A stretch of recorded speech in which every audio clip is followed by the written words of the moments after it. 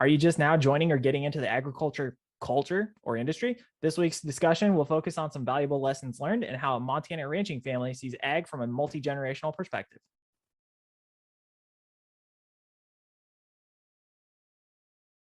Welcome to Hashknife Hangouts. I'm Calen. My co-host is also my father, Brandon, who is on the left-hand side of the screen and has a new background if you don't notice that. If this is your first time seeing this channel or watching one of our videos, like, comment, and subscribe. If you are curious, you can also find us at Facebook, Instagram, and Twitter at the handles below. For those of you returning, as always, much thanks for your continued support. And now to the opening notes. We are fortunate because we both inherited the ranching lifestyle and heritage. However, there are some people who should also be noted as certifiably crazy who are willingly getting into the ranching and farming business now on their own free will. I wanted to ask my father what some advice he would give to someone who is just now entering the agriculture world. So this may be a shorter episode, but we'll see. First, I'll start with this, the basics. To farm or ranch, you need land. How do you get that? Well, through purchases or leases or something along that line. The next thing is you got to identify and start obtaining your crop. Is it livestock? Is it grains and plants? Is it something with a mix of both? This is also how you're going to determine what equipment you're going to get. Is it going to be combines and tractors, or is it going to be trailers and vehicles? And finally, how do you market it? Who's going to buy your stuff? How are you going to distribute it? How are you going to do all these things to get it out so you can make some money? These are some initial thoughts that I came up with to start the conversation. So with that, I will turn it over to Dad. So the advice to give to someone who's just getting into agriculture? Don't. Yeah, there's a real, I think, wide divide between someone who has never been in agriculture before and they go to a job fair and they go, I want to be a rancher or I want to be a farmer, and they know nothing about it and they want to do it. I mean, I can't think of more odds stacked against you to do it that way. And you know, we don't turn dirt. We're not farmers. I don't claim to be a farmer. And I got some friends, guys I went to school with, or we have some relatives, very, very good farmers. I mean, they really know their stuff. Well, when it comes to animals, they don't know much, but that's what they've specialized in. Mm-hmm. And my point to that is, they've been in it their whole lives, just like we have. It's generational, and you pick up knowledge and how to just by observing as a little kid and as a growing up, and you're doing things and you're learning all the time. And I mean, you've already got, by the time you're 25, 30 years old, you've got 20 to 25 years if you've been paying attention from age 5, which is, it seems like young, but in the ag world, you're with your dad. Yeah, you're typically sitting in the tractor with them or sitting standing on top on of a horse or pickup something. seat. Yeah, I mean, constantly. So, you've already got a career's worth of knowledge that you've at least seen and been a part of at that age, at 25 to 30. So, someone who's wanting to get into it, right out of high school or something and have never done it, they need some experience. Mm-hmm. And they need to go work for somebody, and you're going to work for just shit wages, because you can't afford to pay anybody. You wish you could. If you could, that means your overhead is a lot higher, which can be absorbed by profit, and that is just not there. I mean, we scraped it, just work it and make it from year to year. So that is the one thing that's really tough, is even when you have a lot of knowledge, a lot of experience, and you've got people to fall back on, like, I had my grandpa's, my dad. You can ask them questions, and you know what, people are really good. You can ask other ranchers questions, and they're happy to share things. They really are, for the most part. There's always some doughheads that they don't want to be bothered, but okay, that's fine. People are people. But getting the ego out of the way is another one too. Don't think just because you're doing something that it's the only way to do it, or the only way that could be done because you're here, because we've always done it that way.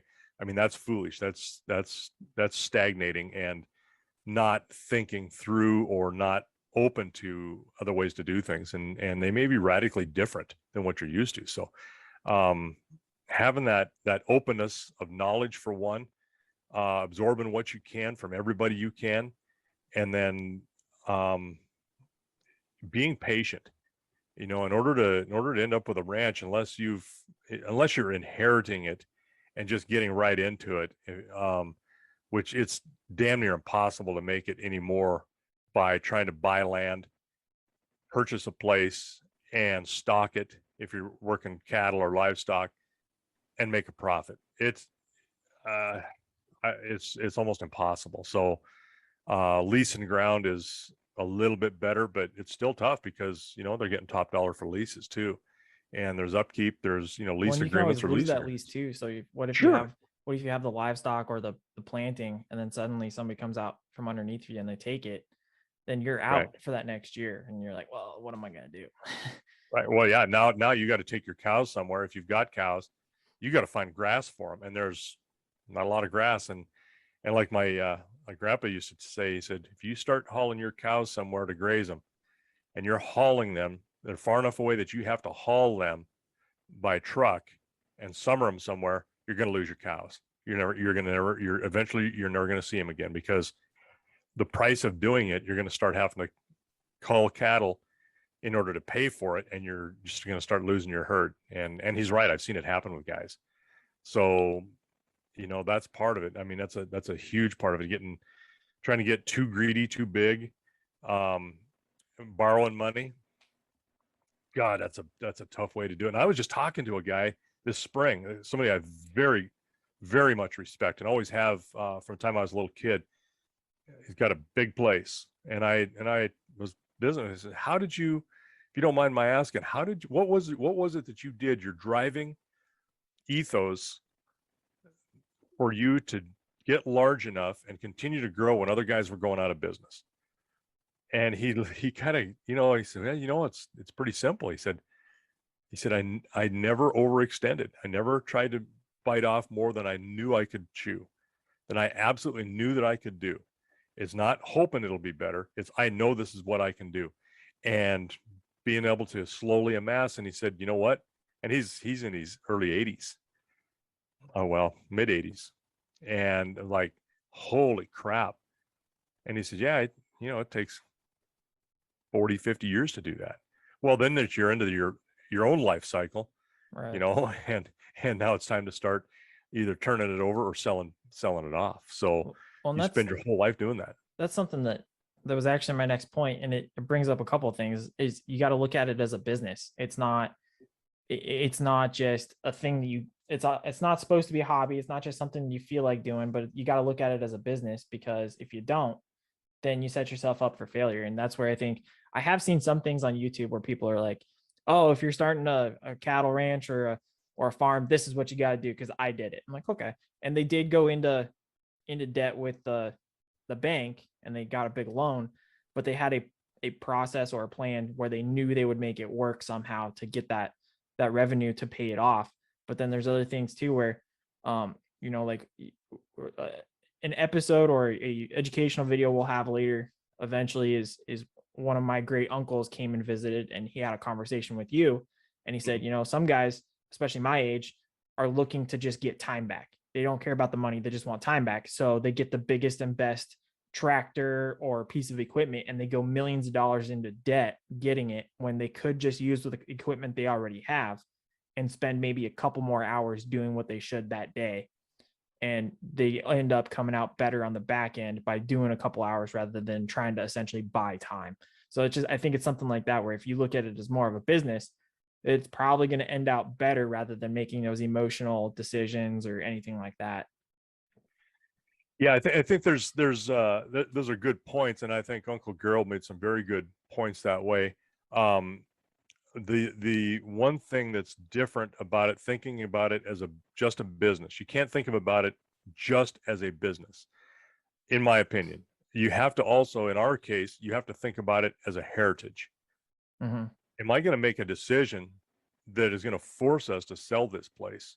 Right. And that's an emotional, and it's also a business type decision, but it's also an emotional decision and an emotional drive, because of like, am I going to let generations before me down?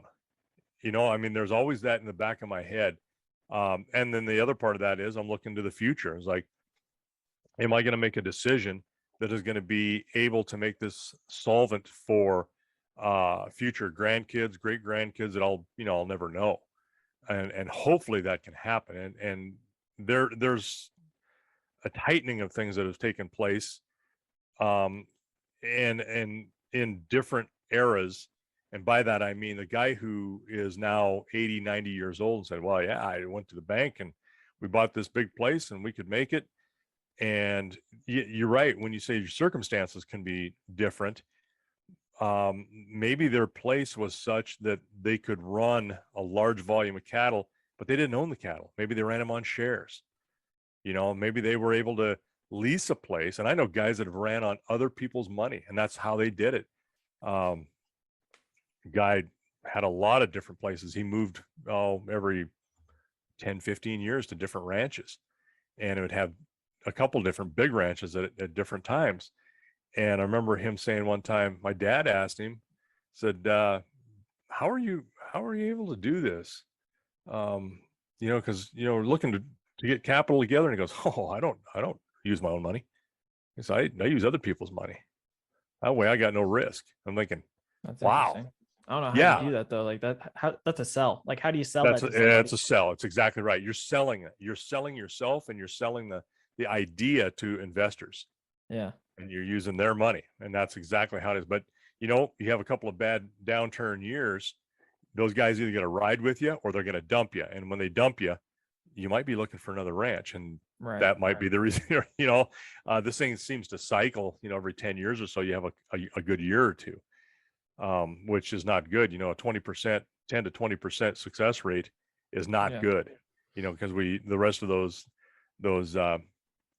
80 to 90% of the time, you're hoping to break even. So circumstances are just that. I mean, where is the location of it? I mean, what kind of grass do you have? The weather is dependent on guys that borrow money, or make them dependent on the weather just as much as it does who have a place paid off. Right. So that's another thing too, is a lot of the stuff I've seen where people are saying, well, I started on my own and I was able to get it bought and everything. Like, this was my process. Most of them are in the Midwest, where there's actually more there's more moisture. If you were to do that in Montana, it's probably not going to work out for you, because we're in a rain shadow, Montana and the Dakotas for the most part, and you're technically a desert. So it's like you can't rely on consistent rainfall in order to grow crops or anything, really. Well, and when somebody says, I did this all by myself with no help, maybe they did. And maybe they are a business wizard in the ag industry. But most of the time when I hear that, what they're not saying is, well, yeah, I did the work, but I had a little help money wise, or I mean, there's a lot of that goes on. So, what people say sometimes is not necessarily exactly what happened either. I mean, there's always that kind of. Another thing too is, like, if somebody's coming into the agriculture business or the culture, who do you talk to for advice? Like, when you don't know an answer, who do you call, or who do you go talk to, or who do you find and get information from so that you can learn? You really want me to answer that? Sure, go for it. The Google. Yeah. No, that's probably the worst place you can go. I mean, not that there's not good information there, but people that are successful, and they're going to have completely different perspectives. Sometimes they'll be happy to talk with you, but you know what? Really successful people tend to be really busy too. Mm-hmm.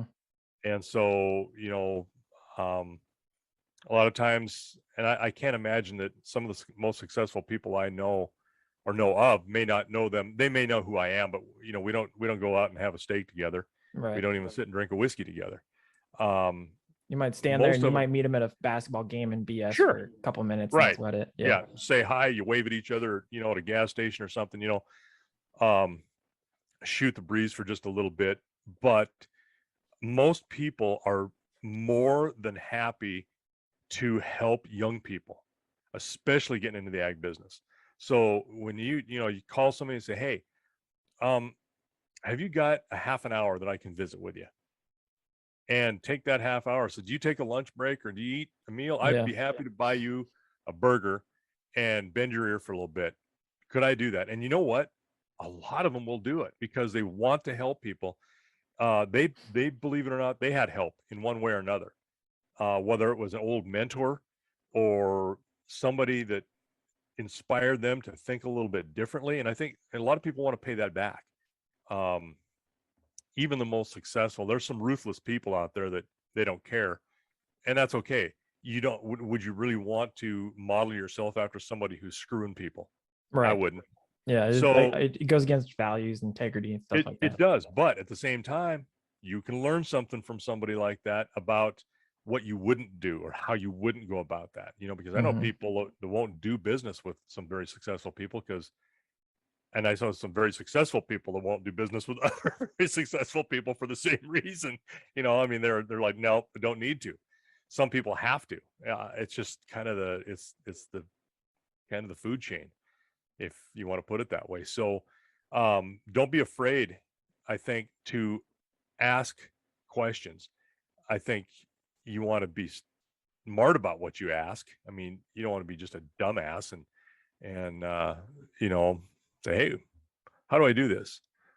Have a plan. This is what I'm looking at. How would I go about this? How would you do this? If this was your place, what would you do? And the thing of it is, you have to edge a little bit because people are much more risky with somebody else's money. Right. If it's your life on the line, this is what I'd do. I'd go and I'd borrow up to the hilt. And some people do that. They will borrow. That's the other part of their business plan is to borrow and get so heavily in debt that the bank can't afford to let them go, Mm, which interesting. is to me is a crazy way to do. I know I've known a couple of guys that have said just that. I said, yeah, they can't afford to let me go. We got to keep going. And at some point, that's got to crash to an end. I mean, Right. economies change, weather changes, and pretty soon the bank's going to say, all right, we've had enough. We're not doing this. And I think banks are less and less likely to carry people Yeah. any more than they used to. It makes sense. When it comes to like looking for information and trying to get predictions on markets and stuff like that, where do you normally go? Like, who do you talk to? Like, this is kind of along the lines of advice, but more along the lines of, I guess, business decisions, really.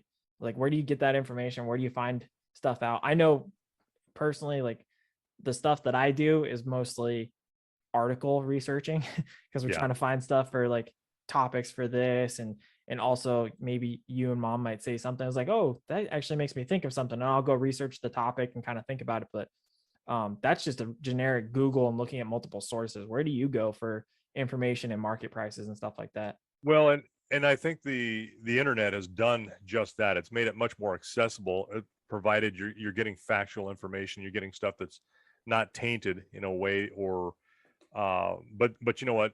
It used to be trade magazines. You get periodicals that you get them once a month, and you'd read every ounce of what was in there. Market reports on the radio, television. There's not a lot there. In the mornings, we get like an ag report that is 3 minutes. Right. I mean, there are some radio stations that we get that are much better. I know when I took your pickup to you from here to Fort Knox, I was, of course, flipping through radio channels because your choice of music sucks, except for one Waylon Jennings CD. But so, well, at least you got to hear that CD, I suppose. oh yeah, about 4 times. But oh, but I'm gosh. going down the road and I'm turning on the radio, and I'm scanning through, and in the Midwest, and I thought, well, this makes total sense, because I'm hitting through, eastern South Dakota, Yeah. down in through like Iowa, Iowa and then you and go into Southern St. Illinois, Louis. Yeah. Missouri, and there were stations on there that were predominantly ag reports every hour, and it was with the news. And there were stations, and we got a couple here where there's some programs on the radio that are like hour-long programs that are national broadcasts too, and you listen to them. So that is helpful. I mean, you just got to kind of keep your ear, and everybody's got a different opinion, what they think is going to happen. You can't predict necessarily what's going to happen, because all a president has to do is open his mouth and say something about trade, Right. and completely change the futures markets. Well, and then which is based on what everybody's doing. The other thing too, like in our industry with beef, just simple reports of, oh, China's going to buy this amount, whether they actually do so or not, it completely changes the market in terms of prices and how things are sold at that time too. Right. Well, look at what happened just the other day. There's a report of a spongiform encephalitis in a Brazilian beef cow. So it's like, oh, shut it down. And that's the one thing, at least somebody pressured Tester, and supposedly he's putting some pressure on to stop the imports of Brazilian beef right now, which good. Wrong reason, should have been done long ago. Right. But it just goes to show you we're still the safest food chain, but we got to keep it that way in how we do our business. And that's part of it also. It's like, yeah, okay, what do you do for vaccines? What do you do for these everyday things? Do you want your animals to be healthy? Then you got to feed them good, healthy stuff. You got to have good crude protein for them. You got to have good minerals, good water, and plenty of it. I mean, these are all things that people sometimes don't think about when they don't realize how much does an animal drink. Yeah. Well, I mean, it also kind of goes into something too that I didn't even think of, but how do you determine strategy? I mean, again, this is a business. How do you determine strategy with, fluctuating prices, but then also knowing the constants, like you're explaining, with water intake, feed intake with animals, supplementation, vaccination and medical care. Like where do you how do you create that? Where do you get the information to create that? And how do you alter it as you go, I guess? I mean, well, same thing. And I think, your trade magazines, but growing up knowing this, Right. Some very, very good things, 4-H and FFA are very good. They're almost like an apprentice type, courses where they're actually, working some cattle or sheep or hogs, even chickens. There's all kinds of livestock that people can choose from as kids, rabbits, you name it. It's the same thing. I mean, you're still creating a market animal, regardless of what it is, by using the same principles. What does this animal need? What does it need to be healthy? What does it need to go from a growing stage to a feeder stage or a slaughter stage? How do you figure these things? And those are all really important lessons. And now we never had 4-H. There was a 4-H club, but we were so damn busy that there was no way we were going to do that. And unfortunately, sometimes those things are pretty cliquish. I mean, Yeah, unfortunately, yeah. Well, but that I guess that kind of actually, in a weird way, that actually goes to the things we already talked about with like advice and getting information and stuff too, because even though they can be cliquish, you also, in a sense, network, and you're able to find out people who, like, yes. Oh, I worked with, or I was back in 4-H or FFA with this family, and they operate this type of animal or this type of plant. I should go ask them some advice because I know that they've done that for multiple generations. They might have some information that I just don't know of. There's some of those intricacies that we take for granted because we just know it every day. But somebody from the outside goes, I haven't thought about doing this. And then you have a conversation and that person might drop just a small nugget that they don't even realize they did. And you're like, well, wait a second. So you do this? And they're like, yeah, why not? And then you're like, oh, so that's how you kind of get some more of that information too. Or you do that, but I see how that works for you, but we can't do that because we don't have X. Different ground a lot of the times. Yeah. The other thing is also look at what somebody's doing. Somebody might have an epiphany and they're like changing the way they do things. Like, why are you doing that? And the first time I saw some fall calves hitting the ground, there were cows calving late September, and I'm like, oh, that's bad. Yeah. Somebody got in a bull. Like, no, they're breeding these cows in January. so they can have fall calves, and they're on a completely different rotation or schedule where they're marketing and putting these calves in for stocker calves or stocker cattle, then feeder cattle at an entirely different time of the year, and they've got a feedlot to do it. And they're like, oh, I mean, I'd never seen that before, and you know what, you didn't never see that hardly, and now you're seeing more and more of it because you know what, there's a niche to fill. So when somebody does that, start asking, hey, why are they doing that? What's going on? Start researching that. And you know, I laugh at the Google, but there is a tremendous amount of information out there. And honestly, I'll go to a lot of the research schools. Oklahoma is a good one. Colorado Kansas. State's a good one. Kansas is a phenomenal one. And they are trying to help people. You know, I mean, they really are. So I will use those extension. North Dakota has a really good one as well in some aspects. Use those resources that are, and I think a little bit more pure, because they are giving more data driven what's going on, not just their opinion necessarily. So and that's what I think is important is what is it doing? Why is it doing what it's doing? Why are you seeing these trends? You know, everything can boil down to from the time you're feeding a cow out or a steer out for butcher, your whole thing could revolve around what your soil's like. Right. And your brother's really good at that. You know, he gets all geeked out at, you know, because of his degree, you know, he's a grass. Yeah, dirt and grass. And he goes, man, your soils are so important. He's like, well, yeah, everybody knows that. Yeah, but how many people look at it? Well, a lot do when you're growing crops. That is the first thing you look at, is get those soil samples.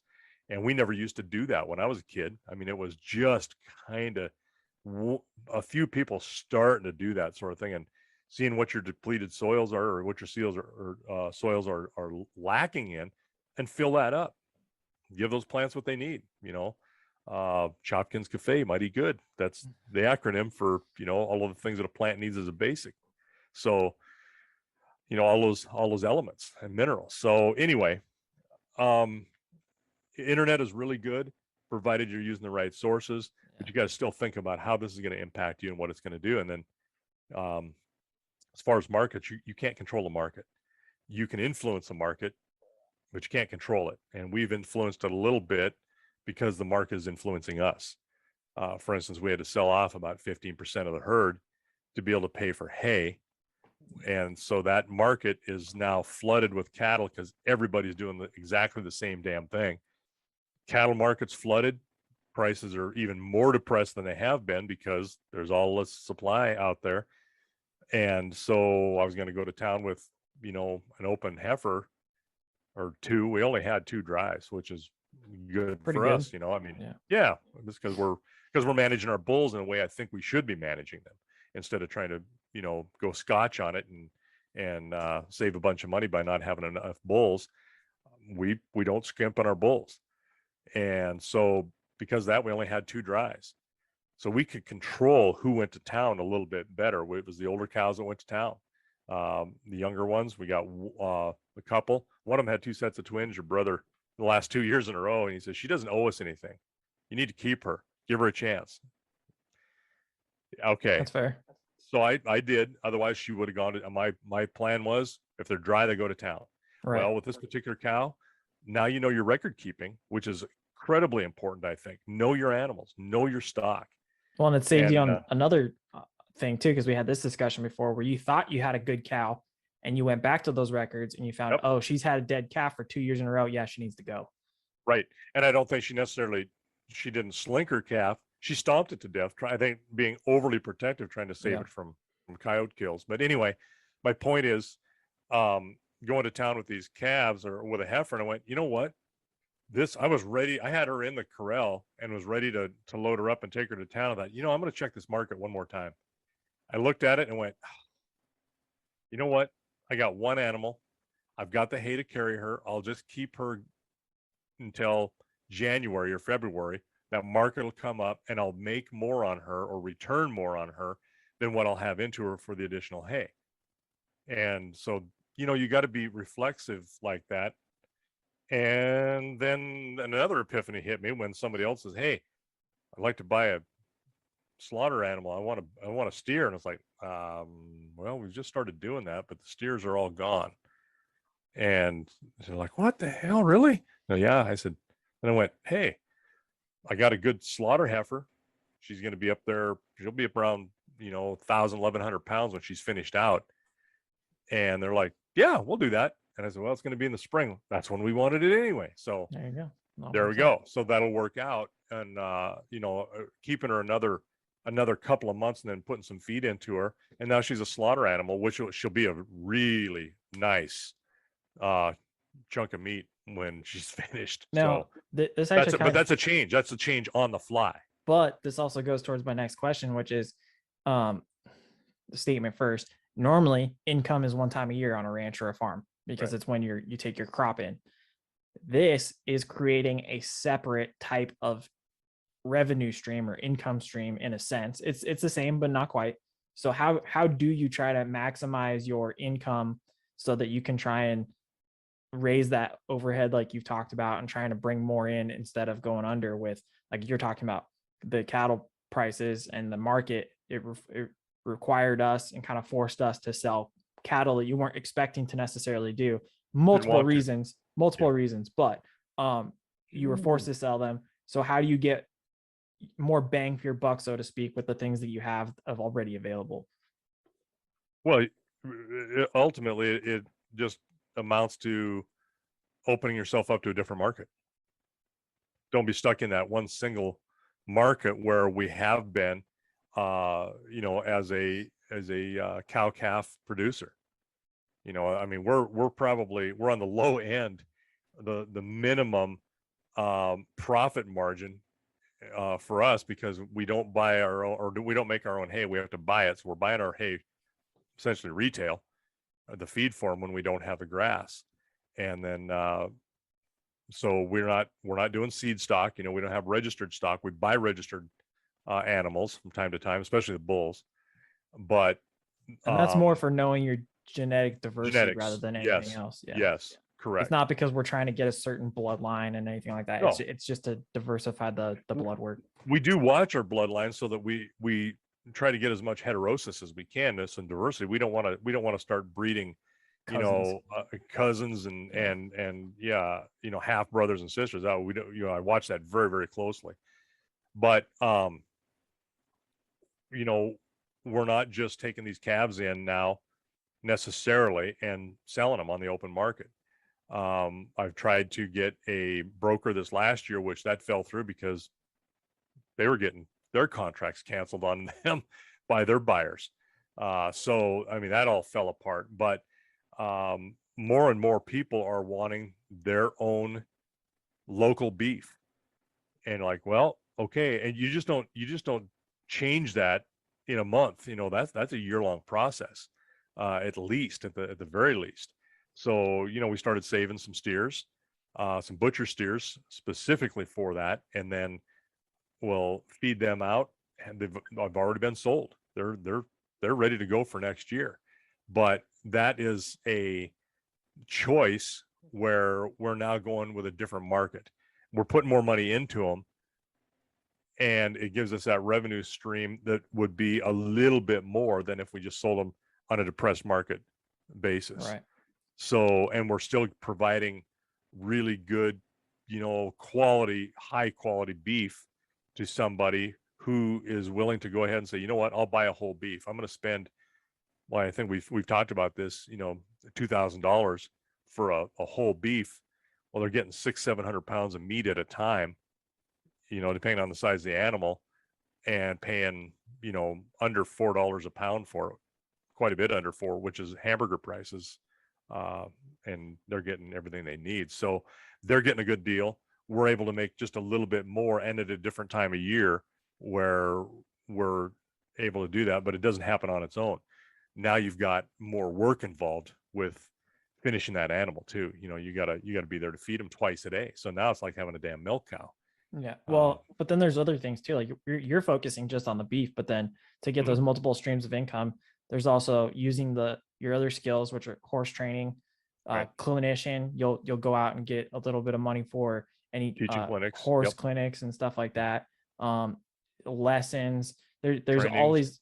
all these other extra little things too to help kind of, you can call it, I guess, a side hustle, but it's not really. It's just all part of the business. It's all part of the business. Just Yeah. all different types of services, so that you kind of, you can branch out a little bit more. And when people ask you, you have more opportunities to provide something. Right. Yeah, because we have horses for sale, trained horses for sale, untrained horses for sale. I'm training horses for people if I've got an opening, because it's usually booked up. The clinics, lessons. I mean, the whole thing is there, in which you diversify your skill set, and I think that's exactly what it is.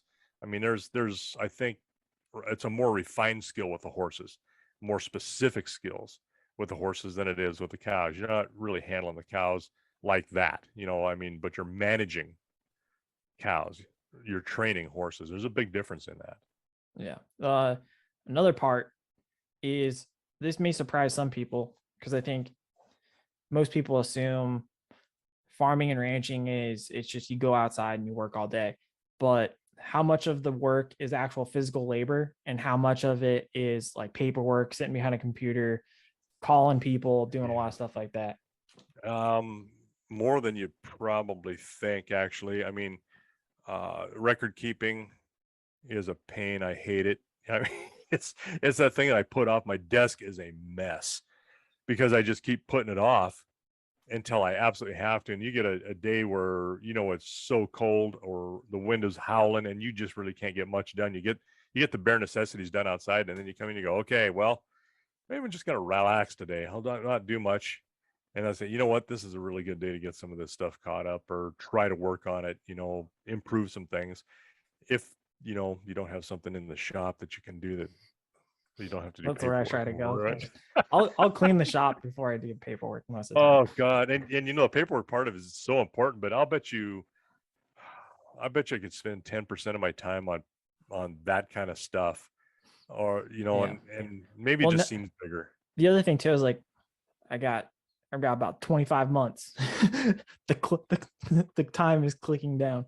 Yeah. But before I'm there, and I guarantee when I'm there, there's going to be a whole lot more computer work than we're used to, because now with the YouTube channel, social media and stuff like that, I'll be there doing a lot of filming myself, taking pictures, and then on top of that, going back, doing edits, prepping, getting stuff that I already do here, but also doing it there while helping work on the range. Yeah. Well, and I guess you could probably put that in the category, you guys are always having me film stuff that I'm doing, and in a way that's office work. It is. At the same time you're doing outside work. So there's kind of a an overlap there that is, a change in the way we did that. We never had a camera before. I can remember the first time I had a guy call me and say, hey, do you have any horses available for sale? Looking at your website, and we had brand new website. I mean, this has been, oh my God, I don't even know what year that was. 2000, maybe something like that. And we had a website, and it was crude. And he says, I'm on here, and he says, I'm seeing these horses. Some of them are sold, some of them are good. Do you have anything else that's available? I said, well, as a matter of fact, I do. And I said, hang on a minute. Give me 20 minutes and go back on there, and I'll have it on. You'll be able to look at this horse. And so I go out to the corral on a horse that I was training, and I had a camera with a floppy disk. I mean, it was the small hard floppies you put into this camera, and went out and took a picture. And I'm as I'm on the way out there, I'm thinking, oh my God, my grandpas would never, ever believe this, that you could take a picture of a horse and a guy could be looking at it in, while you're talking to him on the phone, in order to sell this horse or have a chance to sell. So, that's changed so much. Even since then, we're talking 20 years later. Now you could FaceTime, just turn, hey, call me real quick. Okay, now we're going to switch to the camera. Okay, hey, nice to see you. Here, let me swap the camera around for you.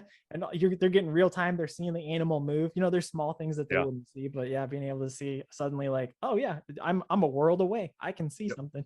Well, there's a gentleman that's just purchased 2 horses from us, And we did essentially that, a little different. I took videos of them, narrated what they were doing and what a little bit about them, watched them move, showed them to them. And, you know, you're talking 2-3 minutes per animal, and send them to him. He's like, oh man, I really want them. Okay. That's a whole lot different than just looking at a picture too. I mean, that's Right. just a giant leap, and they're not trained because there's no expectation of what they can do. But you know, when you walk out in the crowd and they come up to you, one's a yearling and one's a 2-year-old. I mean, Yeah. that's But again, a it's big all deal. technically office work. And that's office work. Yeah, yes, it is, because it's nothing that is coming from that is what you can see as a change or an improvement or a fix or repair. Yeah, but it's all still part of the game of, you know, income stream and what we provide as a service, or and I guess having animals for consumption one way or another, whether it's for food or for riding, is, you know, that's a commodity. Yeah. The last question I have is, how do you know when to get attached to something compared to keeping kind of an emotional barrier? Ears is a prime example of how we all failed. I just want to know what you Well, kind of thought. yeah, that can be tough, particularly with horses for me, Yeah. because uh, even though I don't own a horse and somebody brings that horse to me to train, and I get to know that horse so well, and you bond with that horse, and you know, there's very few horses that I didn't care for, but even the ones that I didn't care for because they were just either spoiled or just little puss heads, but they worked, you know, that you go through the training process. There's a part of you that when they load that horse in that trailer and take it home, it's not your horse. A part of you goes with that horse. I mean, there's a bond there and you just is like, oh God, it's like sending your kid to college. You know, I mean, you'll never see the horse again, probably, or you may, you know, you just never know. Particularly those that go out of state, you know, on the East Coast or the West Coast. You know, people have brought horses to me from that far away. You're never going to see that horse again. It's just not going to happen. But a part of you goes home with them or leaves with them, and it's like it stays with them. Um, the cows, not so much. I mean, you do have an affinity for some cows because of what they've done, like ears, but only because she's an obnoxious she's an obnoxious pet, you know. And so there's a part of you that's like, I gotta do I send this cow to town? And I would have, you know, a year ago, Yeah. but your mother is so attached, you know, and I just mentioned it, you know, it looks like we may have to send her to town, and there's nothing out from her. I mean, no response at all. I mean, she didn't even turn and look or nothing. And I was being serious because I'm looking at different cows that we may need to, you know, just looking at body condition and stuff towards the end of them raising their calves at weaning time, and the look of their calf, how they've, you know, what they've produced. And I went, oh, I could just feel it that she didn't respond. And I said, well, and we'll have to talk about ears. Maybe we might keep her another year. And then she starts crying because I was like, oh, for God's sakes, your mother's the most kindest person in the world, you know? And it's like, this is not a good thing. So you have to know that there is that you want to be emotionally attached to these animals because you care about them and you want to provide them the best thing you can. You know, they're a reflection of what you've done, really. And so, you know, you got to take pride in that. But at the same time, it's a business and you have got to be able to make that break. You know, there isn't many horses that I wouldn't sell. There's 3-4 of them on the place right now that I wouldn't sell. And the rest of them are for sale. Right. So, you know, and some of those are you guys' horses that I would sell. Just I got no stake in this anymore. You know, but like you and your brother's geldings, I couldn't sell them. They're old men now, and they've been with you guys since you were little guys. Yeah. Well, the other thing too is like knowing, for example, my horse, even though he is my horse and he's old, we can't necessarily guarantee he would receive the care that he needs to because he has Right. back injuries. Right. It would be really hard to do that because you can't guarantee somebody's actually going to look out for You his want to do well-being. that to him. That's right. That's exactly right. So there, and even though horses, our cows are a commodity, the cows are a little different. But I have refused to sell horses to people. So I get the final say on this. And I said, I don't think this is going to be a match. I could see that this is not going to work. And there may be some horses out there that I did sell that it didn't work out, and I don't know about. I hope not, but I mean, you can't sell this many horses to people and have that probably not happen. I hope the horse, you know, if they've done, they've been sold to somebody else who will care for them. So yeah, you know, that's all the things I had kind of on there. I wish we knew what people wanted to know. And so like people can add comments, and that'd be great. But I think it goes back to one of my original points, which is, you know, at a certain point, we take things for granted just because we understand this as well as we do, and we don't think of certain things. And so that's what kind of frustrates me, is like, as the content creator to this page, like trying to come up with ideas sometimes is hard, because I don't remember necessarily what other people, you know, they don't know. And like, well, you just do this. Yeah, but I don't know that. So like, oh, okay. So let me see if I can kind of think about it from my perspective and explain it. And that's where I get, it kind of makes it difficult for me for like giving advice to somebody in that sense. Like from my age, it's mostly, I'm 27, I'm about to be 28 here soon, but it's like, just learn from people. That's really been the big thing, is always learn from people, because you're at that age where you can learn. It's okay for people, like, they kind of accept you for making mistakes, and like, hey man, you know, you're young in your life, you'll pick yourself up, you'll figure it out. But there, at a certain point, it does turn from making mistakes and learning to, okay, now I need to be a steward of this profession, this heritage, this industry, and try and, what like you also pointed out earlier, was maybe pay it back a little bit. You know, somebody paid it to me one time. Now it's my turn to pay it to the next guy, and maybe hopefully they can do it to the next person after them. Well, and part of the advice that you can give somebody may not be good advice for what they're doing. You know, I can only tell you from the perspectives that I've had. Yeah. And so, I mean, don't have such an ego that you think you know it all, because we damn sure don't. I mean, I'm learning stuff all the time, you know.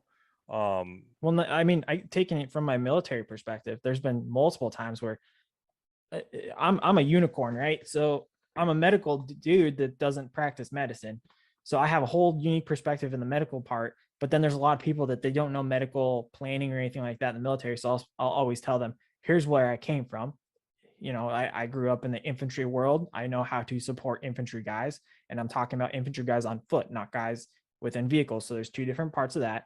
And then I'll explain to them where this process came from. So I was like, okay, now if you're going to go to armor, which has nothing to do with infantry, you're going to have to think about it a different way. And they're like, oh, okay. And it's just that same thing you're saying, you know, maybe in this particular ground, it works for me because I don't have the soil to support this, but I can support this. Whereas you have the opposite problem. You can support this, but you can't support what I have. And so just kind of getting that out there. Yeah. Well, and it's just like you would do with your own knowledge and your own physical attributes. You use your strengths of your property, of your assets, and use those wisely. Don't use them up, don't hurt them, but use them to their greatest potential. And you know, having some of those abilities to do that, and then also having the wherewithal to diversify. Diversification is an important thing. You know, I mean, you take look at any system out there, as far as an animal type system. I mean, there's been a lot of systems that have gone extinct because they couldn't adapt, or they specialized into one single thing. Well, that one thing goes away. Now what are you left with? You need to diversify in, you know, you're talking about Neanderthal man and that kind of stuff. And, you know, when you have the ability to have different foods that you can consume, hey, you can be much more nimble, and you can travel further and not be stuck in one spot and dependent on a single thing. And it's the same way in this business. I mean, diversify, do what you can, think of other ways, so that if something has a dip, the other thing can pick you up or keep you level. You know, it's that teeter-totter thing where you want to have it level, or you want the profits to go up. And it's sometimes takes a long time to make that happen. Other times, you know, it can turn very quickly, and you're forced to respond to it. So it's always better to be in control, but you got to be patient too, and think long term. Always think long term, but plan for short term too. Yep. So that rounds out this conversation. It was a little shorter than normal, but it's about 50 minutes. So that's how That's how we normally do. That would be the advice from 2 generations in Montana. Giving it to anybody else out there who probably has better land because they're not in rain shadow. But hey, it is what it is. That's right. We do well with what we do. Can you imagine what we could do if we had some moisture in the ground? Oh man. Yeah, we'd be like wizards. Well, the thing of it is, and one thing that you should tell someone, don't be afraid to work. If you're afraid to work and you're afraid to put in the hours, or you don't want to put the hours in, you're not going to put the hours in. And when you don't put that time in, you're not going to get it back, and you likely will fail. And so it's not an easy life. It may look glamorous on Yellowstone, but those guys are the ones drinking the whiskey, not eating the dust. So with that, we thank you till you're better paid.